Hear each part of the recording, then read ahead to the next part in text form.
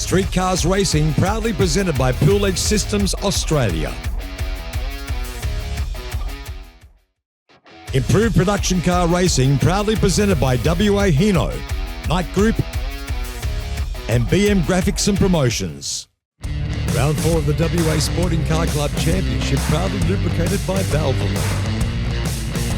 Welcome back to carco.com.au Raceway for the penultimate race of the day. This is the Production Cars, Improved Production and Street Cars. A big field of cars coming your way, and joining us in commentary again for this one is Kai McPherson. Good afternoon, Kai. Good afternoon. Thank you for having me again, Vaughan. That's all right, mate. We'll put up with you another 12 minutes plus one lap. Well, let's see if we can put up with the weather that's absolutely breathing down on us at the minute. I think we're seeing some spatters across the window right now. Yeah, it's a very, very dark out to the western horizon.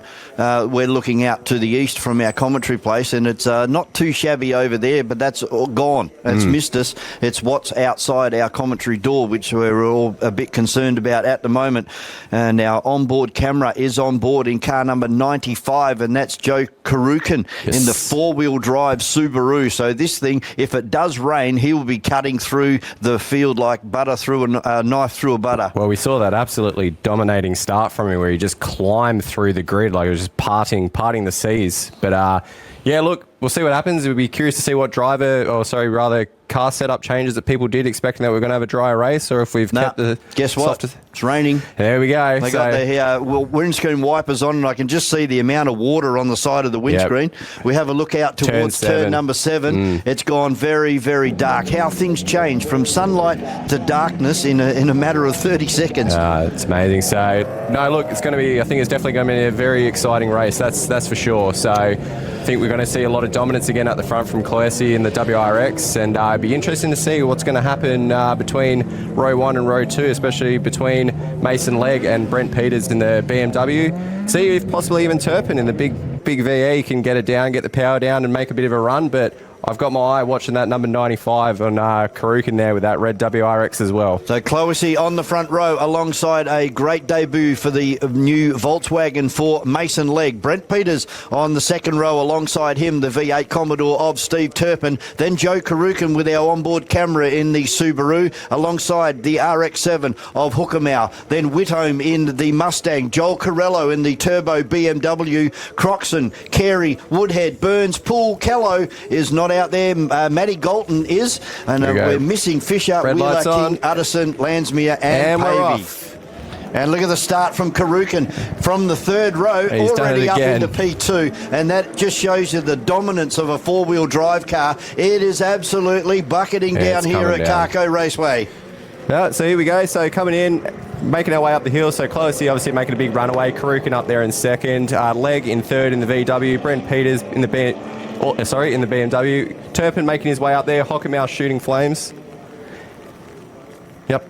And we've got the in-car in number 95, so we'll definitely be watching young Karukin with that in-car footage today, that's for sure. Yeah, big field of cars making their way through turn number 4 with Matty Galton rounding out the field in the Volkswagen. You see everybody's got their headlights on. It has turned almost like midnight here at Carco Raceway. There's Matty Galton coming through in the Beetle. That is up for sale if you'd like to jump on board and come improve production racing and production cars and street car racing here at Carco Raceway. Jump onto my105.com.au, search Beetle, and you'll see that Matty's car is there. There's Laurie Whitholm in the Mustang being harassed now by Jared Carey, and Joel Corello out there as well. He was losing it coming over the top of the hill there, so that maybe changing gear and a big turbo boost as he comes over the top of the hill. So we've had a position change now as coming into 1. Mason Legg's made his way into second place. Karukin down in second. Brent Peters in third. Turpin in fourth.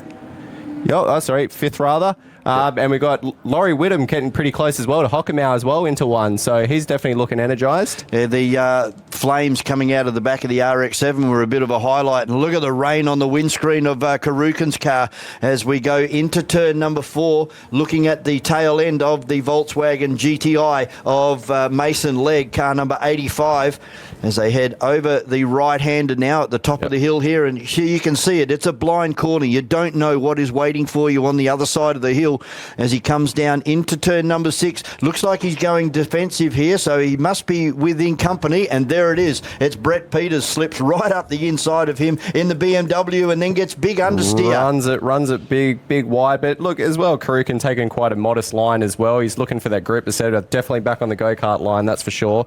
Finding grip on the surface where we can, but that big power down the hill, so it'll be interesting to see what run we have. Still got the advantage in the 7, but Brent Peters is pretty hard on the brakes. I don't know whether he's going to be able to slide up the inside here. No, Karukin's still got the advantage coming in, making our way down the straight. And then we go back to Steve Turpin right behind these guys as they come across the stripe to reel off another lap. Hockenauer with a big slide, leaving number 7 up on the paint on the curb, but that's good entertainment. We like that. Yeah, but not not fast.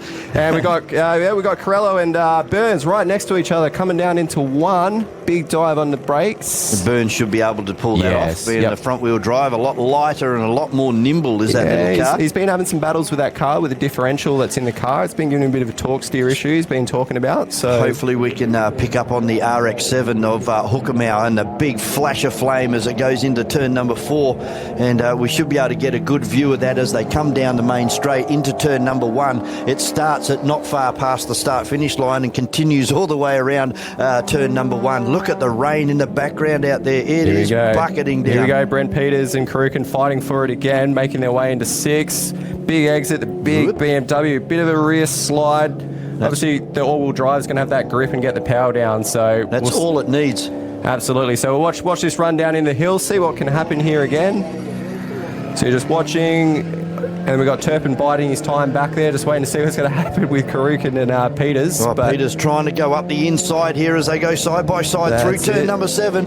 But the four-wheel drive should be able to accelerate away here. Turpin all sideways on the exit of turn number 7. So across the line, it's Cloesy, Legg, Karukin, Peters and Turpin. A 5-second penalty for car number 98, and that is Woodhead in the little Mini Cooper S, the John Cooper Works car. Oh, Karukin, four-wheel drift, and that's allowed Brent Peters to drive on around the outside of him. So very unusual for a four-wheel drive car to go into that much of a slide. And we got Turpin starting to creep up on him as well, so this will be interesting to see what happens here, but I'm sure he might clean it back up and get himself a bit of distance while the big flamethrower from Hockenauer's car lights the way for everyone up the hill. As they go across the top of the hill, Karukin, I don't know whether there's an issue on board that Subaru, but he's coming under attack now from Steve Turpin in the VE Commodore, down towards turn number 6, side by side, and Turpin slides straight through. He's got in. So Look now we go back on board with Karukin as he comes out of turn number 6, holding the right-hand side of the racetrack. Now it's a drag race, up and over the top of the hill, four-wheel drive, four-cylinder. Checking the mirror, just seeing where he's at. Big situational awareness, but it looks like he's got the advantage. He'll be able to outbrake the Commodore, surely, although Turpin looks like he's going to throw it in from downtown. Turpin's got a lovely V8 supercar package on the front end of that VE, so he's definitely got the brakes behind him, but at the end of the day, it's still a big, heavy car. Certainly is. They cross the line. Now we pick up with Brent Peters with 3.5 minutes plus 1 lap remaining, and the rain has backed off a bit now. It's just a bit of a sprinkle at the moment. Yep, so we're just seeing, Jared Carey having a little bit of a moment on the exit of turn 7, which Corello has capitalised on and getting that good run now into 1. Jared's just idling down the main straight. He's applying no power to that car at all. As we see Karukin in car number 75 carrying our live stream onboard camera for this race as he makes his way up over the top of turn 4 and 5. Turpin all sideways in the background in this beautiful VE Commodore, out over to the ripple strip and then down towards turn number 6. 2 minutes and 50 remaining plus 1 lap for our production cars, improved production and street cars. Yes, here we go. We're just coming in, watching Jared just still biding his time behind Corello there, making their way up the hill. Not much going on there. We got Cloesy just making his way back past the post, an absolute distance between himself and Mason Legg. But look, you cannot fault Mason Legg out on debut in the production cars this weekend, doing what he's doing. I really thought Brent Peters would have been able to run with that little Volkswagen GTI. But there's a fair distance between Mason and Brent. And then we go back to Karukin in the Subaru, and behind him is the Commodore of Turpin, and then the little flamethrower as it comes out over the start-finish line. A big crack of flame when it changes gear, and then down into the D-cell area, and you can see it again. This big flash of flame, it just lights up carco.com.au Raceway as Hookamau takes the car out of turn number 1 and brings it up through the S's. A big flash of flame here as he goes in towards turn number 4. We haven't seen a car do that for a long time up here at carco.com.au Raceway, as we now go back on board with car 444 of Jared Carey, and he is just idling around this racetrack. He's probably a little bit frightened to put the foot down, and don't blame him with all of that power under the front of that Nissan 350Z. Oh, look, and the last thing you want to do is do something silly on a day like this, put the power in at the wrong point and just loop the car, find a wall. Like, at the end of the day, go out there, have fun, work on your development for your wet weather setup as well. So, they said definitely a bit of learning to take out of it, and said definitely some setup work that you can take away from it as well. Got a huge rear wing on the back of that car, which tells you that he's trying to look for a bit of downforce on the rear of that car. There's certainly some talk about him wanting to go bigger again as well before Nationals. Wow. So that'll be interesting to see what he goes with next. He's going to put a sprint car wing on the top of it. Absolutely. As he comes up and over the top of the hill, not too far off the back of Corello. So we've got Cameron Burns getting nice and close up the back as well of Laurie Whittam as they make their way into 1 as well. Keep it nice and close. Laurie will be enjoying the luxuries of the Mustang with a heated steering wheel today, I'd say. And 4th gear all the way around the circuit. No, absolutely. They said Cameron Burns, keeping him honest, keep him nice and close up the hill. Said obviously he's starting to have a little bit more luck with the setup on his car and that differential, but I guess we'll find out later down the line when I have a chat with him. Laurie hasn't put a foot wrong in this new Mustang today. He's kept it nice and straight all the way around and just allowing the torque. I think it's probably a 302 in that. Yeah, 5 litre, so the Coyote engines in those ones. But yeah, manual gearbox, and I said just big torque behind him. So Burns has been able to do the deed on the way down into turn number 6. The little Honda Civic overtaking the Ford Mustang, but he might not be able to hang on to this because you would expect the Mustang would fight back. Although Cameron's had a good run out of turn 6. So we're into the negatives now. So I reckon we're just about going to be looking at a checkered flag not too far away now. Next time through. Absolutely. But where's our leader? He's up and over the top of the hill. Absolutely checked out in the group. I think he's about 10 or 11 seconds ahead. So be last lap next time through. As we said, car number 98 of Woodhead is going to get a 5-second penalty at the conclusion of this one. Gee, we've lost a lot of runners. Croxon, Poole, Callow, Fisher, Brad Wheeler and King, Utterson, Landsmere and Pavey. They all didn't show up this morning, but we've still lost 4 that were here this morning. Yeah, it's a little bit hard, as I said, for people to risk the package when they're out there, risk the car. So, as I said, some people don't feel like putting their wellies on and coming out there, and look, you can't fault them for that at the end of the day. True. As our leader makes his way out onto the carco.com.au main straight. Last lap on display now, and it will be a comfortable win. He has 10.3 seconds last time across the stripe back to Mason Legg, and I think that's going to blow out more than 10 seconds now. Then we go back to Brent Peters in 3rd, Joe Karukin in 4th. Just running a bit wide, just go over the curb there for Brent Peters, but that's all right. He's got a bit of room between himself and Karukin, so that's fine. But look, the 222 car, the Closey car today, absolutely dominating in the conditions. So full credit to the guys down in that team, that garage. I think that's what they've delivered, and especially as well the wheelman behind it. Like, he just hasn't put a foot wrong at all today. Certainly hasn't. Starting to come up behind Woodhead now is our leader in young Closey as he pulls to the driver's right. Yep. Gets that overtaking done before he gets to the corner. And now for the last time through turn number 6.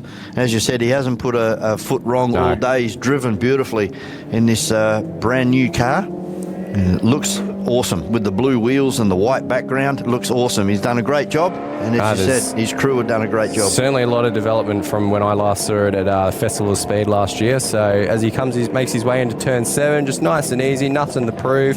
Thought he might go for a big slide to show off, but no, he's kept it quite modest. So look, big congratulations to those guys as he makes his way across the post now. Yeah, your And- winner, Cloessy. Yep, and then about, what are we looking at, 12 to 13 seconds back to Mason Legg, who, like I said, absolutely dominating drive today for the production cars. Debut, front-wheel drive, proving to be the cheat code for wet weather racing. Just on our live stream feed, picking up on Hookamau again with that big flame-throwing RX-7. We might get one more shot of it as it comes down into turn number 7 for the last time. There's Matty Galton and Steve Turpin coming across the line. Matty's going to finish down the bottom here in P12. Here comes the flamethrower itself. Car number 181 of Trent Hookamau. And this is an awesome little car. And as I said, we'd love to see the flames coming out of the back of this car. Watch this on D-Cell. He just backs off and then the fire. It's awesome. He's done well. 6th place overall on the circuit today. 3rd, I think, for improved production. So, look, absolutely great effort, and especially to see a historic chassis in that RX-7 out there doing quite well. So Corello's been able to hold off Carey by the look of it. Yep. He's going to take that position. So we go back to Woodhead will be next across the line, and Matty Galton winds it out in the Volkswagen Beetle. Kai, thanks very much for joining us up here in the race control and our commentary position. It's been a great understanding of how you guys work and what these cars, their strengths and weaknesses are. No, exactly. Thanks for having me, and it's a pleasure. Mate. And till next time, thank you. All right, thank you very much to Kai McPherson. We're going to hold for a couple of advertisements, and then I believe we'll probably go down to Demelza and Slim Jim very shortly. Stick around. One more race to come here at carco.com.au Raceway. It is the saloon cars for Right Way Industrial. They're 23-minute race plus 1 lap, including a compulsory pit stop. This is going to be a very, very interesting way to finish the day. It's gone very dark here again at carco.com.au Raceway. Stick around, plenty more to come. One more to go. Round 4 of the WA Sporting Car Club Championship, proudly lubricated by Valvoline. Improved production car racing, proudly presented by WA Hino, Knight Group, and BM Graphics and Promotions. Street Cars Racing, proudly presented by Pool Edge Systems Australia.